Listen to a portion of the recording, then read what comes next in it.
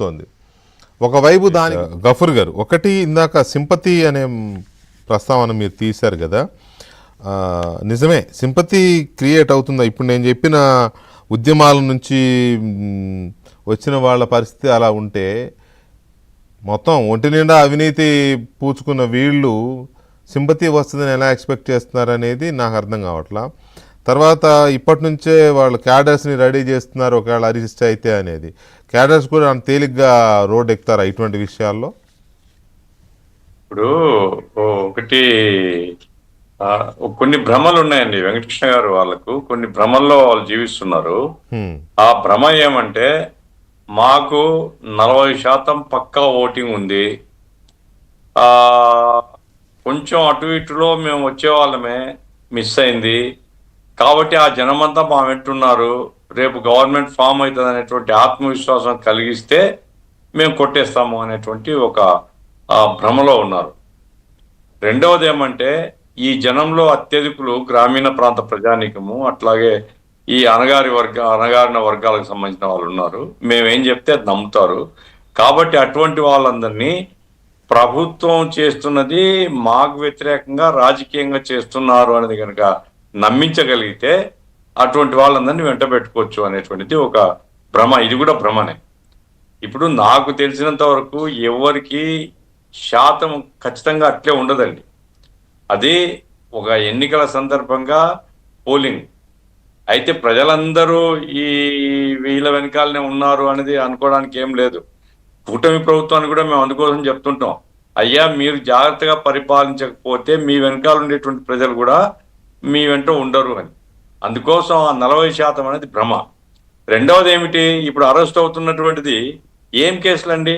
ఏమన్నా వీళ్ళు ఇండ్లలో ఉంటే తెలుగుదేశం వాళ్ళు లేదా కూటమి వాళ్ళు ఎవరన్నా కంప్లైంట్ ఇస్తే వీళ్ళని ఎత్తుకొని పోతుంటే అయ్యో పాపం వాళ్ళ ఇంట్లో వాళ్ళు ఉన్నారు కదా ఏమిటి ఇది అని అనుకోవచ్చు. కాదు కదా, ఒక స్పష్టమైనటువంటి ఒక నేరం జరిగింది, రాష్ట్రాన్ని కొల్లగొట్టినారు, ప్రజానికాన్ని కొల్లగొట్టినారు, మందు తాగే వాళ్ళందరూ కూడా నష్టపోయినారు అనేటువంటిది కళ్ళ ముందు కనపడుతుంది. ప్రజలందరికీ తెలుసు, ఈ నగదు ట్రాన్సాక్షన్ అనేది అందరికీ తెలుసండి. కాబట్టి ఈ కేసులో తల కిందులు చేసి కాళ్ళు పైకి చేసినా సింపతి రాదు, ఇది నేను బలంగా నమ్ముతున్నాను. అయితే దాన్ని ప్రజల్లోకి తీసుకొని పోవడంలో ప్రభుత్వం కూడా జాగ్రత్తగా ఈ విషయాలన్నీ కూడా ఇప్పుడు ఈ ఛార్జ్షీట్లో ఉన్నటువంటి ముఖ్యమైనటువంటి అంశాలు ఏదో రూపంలో చదువుకున్నటువంటి వాళ్ళందరిలోకి పోతే అదొక క్యాంపెయిన్ అవుతుంది. ఆ రకంగా ప్రజలకు కూడా విషయాలు తెలుస్తాయి. నంబర్ 1.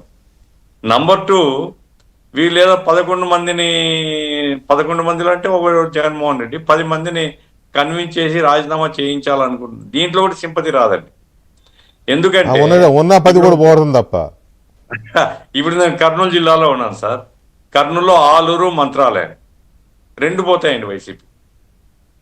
కాబట్టి ఆ 10 రాజీనామా చేస్తే 2 పోతాయా? 2 పోతాయి. అప్పుడు మొన్న గెలవడానికి అనేక కారణాలు ఉన్నాయి.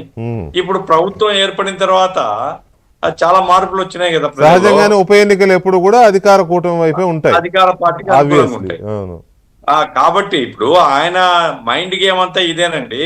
ఆయన మైండ్ గేమ్ అంటే ఇంతకుముందు కేసీఆర్ చేసినా తర్వాత వైసీపీ చేసినా గానీ బై ఎలక్షన్స్ లో పోటీ పెట్టడం, సింపతి తో గెలవడం, ఏది ఆయన ఓదార్పు యాత్ర వర్కౌట్ అయింది. అది వర్కౌట్ అయింది. ఇప్పుడు ఎవరికి ఓదార్పు అండి?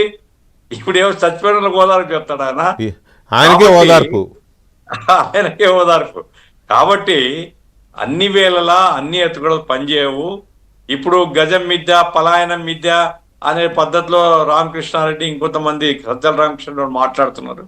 గజం వాస్తవం, పలాయనం వాస్తవం, తిన్నది వాస్తవం, కొల్లగొట్టింది వాస్తవం. ఇది ప్రజలందరికీ తెలుసు.